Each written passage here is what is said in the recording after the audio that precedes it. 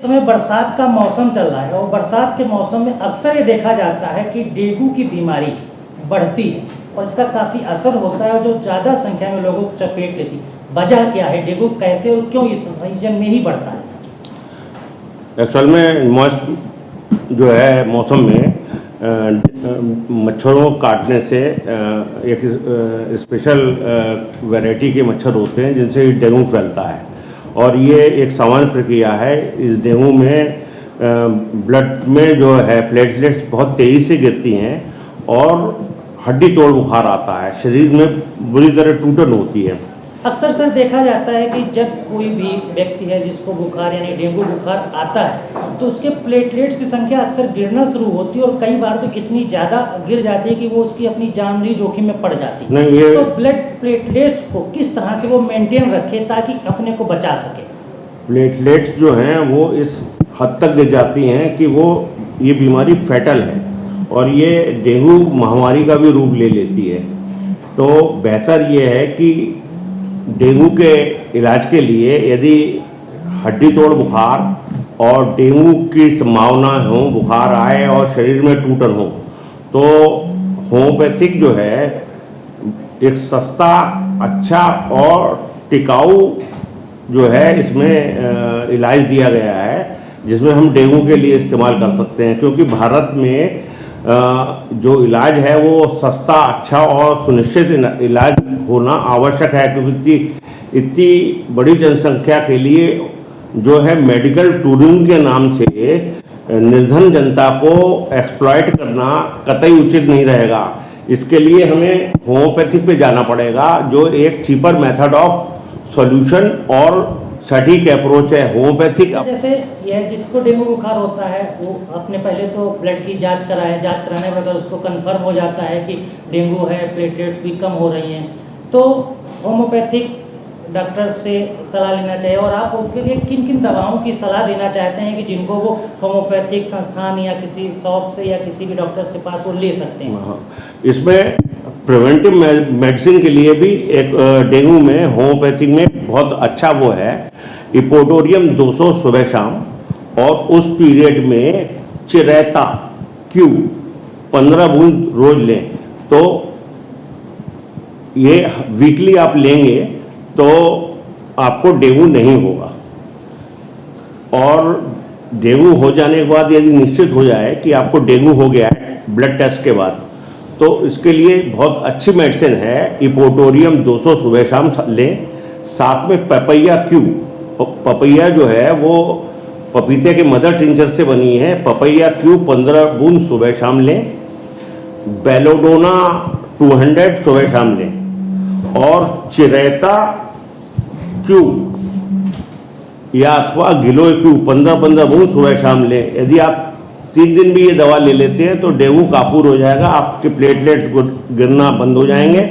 और even then मैंने जो है अपने सामने 15,000 की प्लेटलेट से 24 घंटे में रिकवरी करी है। लेकिन जब पिछली बार डेंगू फैला था तो मेरी इन दवाओं से इवन देन 5,000 प्लेटलेट से भी मरीज रिकवर हुए थे। और ये दवा गोसाईगंज में मेरी काफ़ी पॉपुलर हुई थी और लोगों ने काफ़ी मात्रा में ली थी। तो उस संबंध में कोई फैटल इंसिडेंस डेंगू के कारण नहीं होगा, ये मैं निश्चित करना चाहता हूँ। तो डेंगू हो गया या कुछ ऐसे लोग हैं जैसे सीजनल चल रहा है कि डेंगू बुखार आ सकता है, किसी की संभावना लगती है, तो सावधानी तौर पर पहले भी होम्योपैथिक इन दवाओं का इस्तेमाल कर सकता है ताकि संभावना है कि ना भी हो? हाँ, वेल गुड क्वेश्चन। इसके लिए मैंने सबसे पहले ही इंडिकेट किया था कि प्रिवेंटिव मेडिसिन के रूप में डेंगू के लिए आप इपोटोरियम 200 जो है वो हर वीकली एक बार ले लें, हफ्ते में एक बार 3 बूंद इपोटोरियम 200 ले लें। और जो डेंगू का पीरियड है उसमें चिरेता ब्लड प्योरीफायर है, ये 15 बूंद रोज लेते रहें तो ये आपका ब्लड भी प्योरीफाई करेगा, शुगर में भी इससे आपको रिलीफ मिलेगा और डेंगू भी नहीं होगा। इसके अलावा कोई खान पान में भी जिसको डेंगू हो गया है तो होम्योपैथिक इन दवाओं को लेने के साथ साथ खान पान में उसको क्या सावधानी बरतनी चाहिए ताकि ये दवाई का असर ज़्यादा और उसको राहत भी जल्दी मिल जाए? देखिए, ये मिथ कि होम्योपैथी देर में असर करती है, ये एकदम गलत है।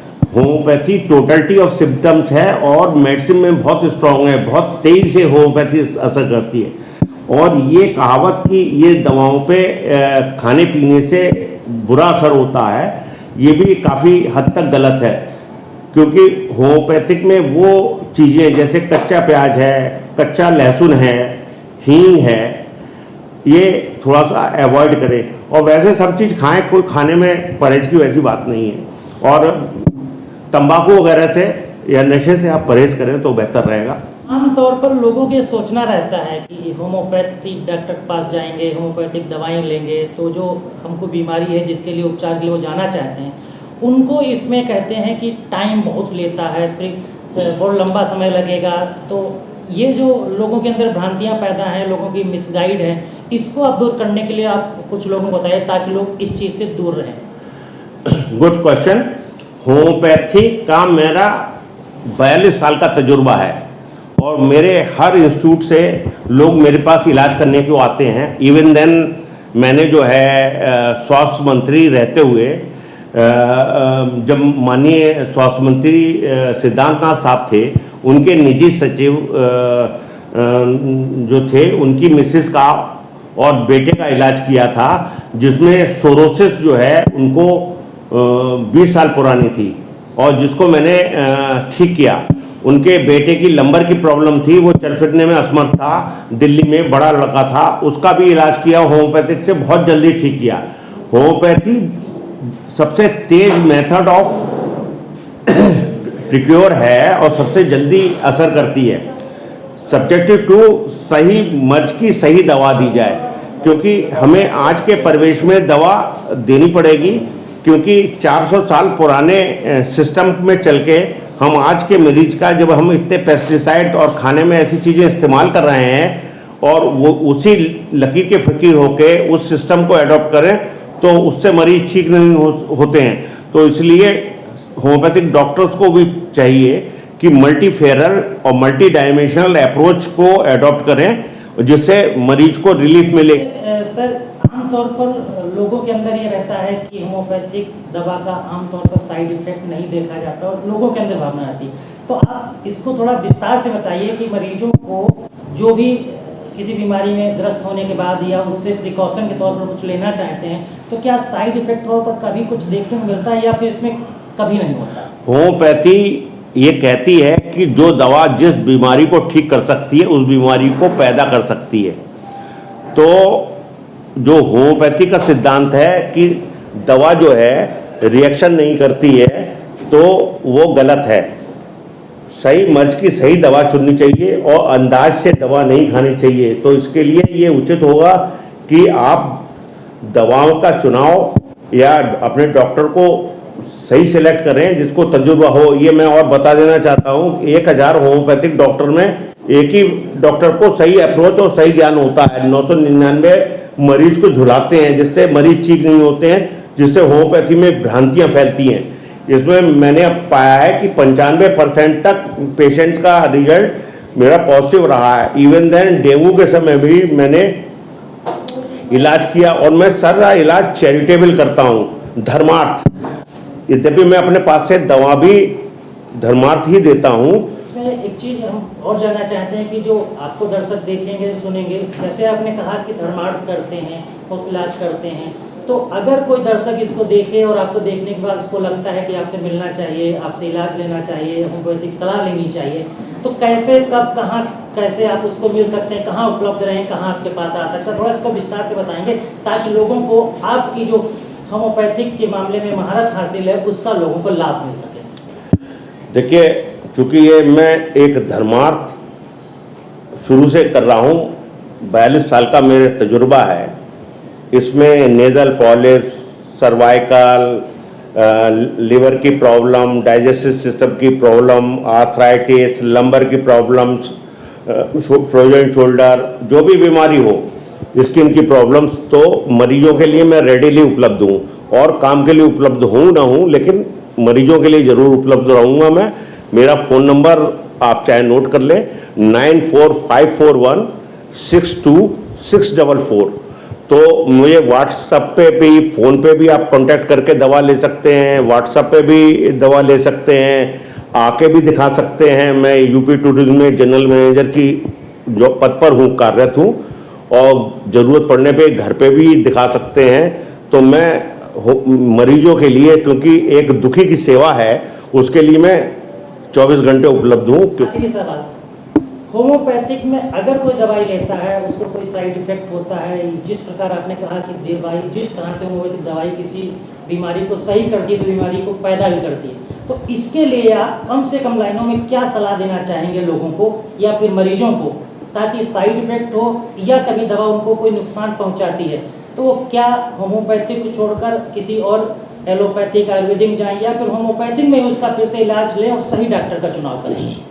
होम्योपैथिक में दवाएं हाई पोटेंसी की जो हैं और बिना टेस्ट किए लेने से रिएक्शन होता है, तो always start from lower potency, पहली बात। दूसरी, दवाएं जो सेंसिटिव हैं और रिएक्टिव हैं, हम उनको मरीज पे को टेस्ट करके जो है ही उनको देते हैं। जैसे लैकेसिस है, एक सांप का जहर है, उसके बाद सल्फर है, जो सल्फा ड्रग सेंसिटिव हैं, तो हम उनको टेस्ट करते हैं। तो बेसिकली जो है हम टेस्ट करके ही दवा देते हैं। और दूसरा, यदि मरीज को लगे तो वो तुरंत दवा की एक डोज लेने के बाद वो डॉक्टर से कंसल्ट कर ले और वो तो तत्काल उसको दवा को बंद कर दे, क्योंकि लोअर पोटेंसी से यदि इलाज चालू होगा तो मतलब कोई ऐसी प्रॉब्लम नहीं हो सकती है। सल्फर सेंसिटिव होगा तो हम सल्फर जब टेस्ट करते हैं तो स्किन पे इरप्शंस, खुजली या इस तरह से दिखाई देता है। लैकेसिस में है सांस फूलना या वो है, लेकिन ये दवा जो है 1 लाख 2 लाख में किसी को एक रिएक्टिव होती है, तो इससे इलाज बंद नहीं होता। लेकिन आप टेस्ट करके करेंगे तो कोई ऐसा वाकया या इंसिडेंस या परेशानी नहीं होगी। बहुत बहुत धन्यवाद।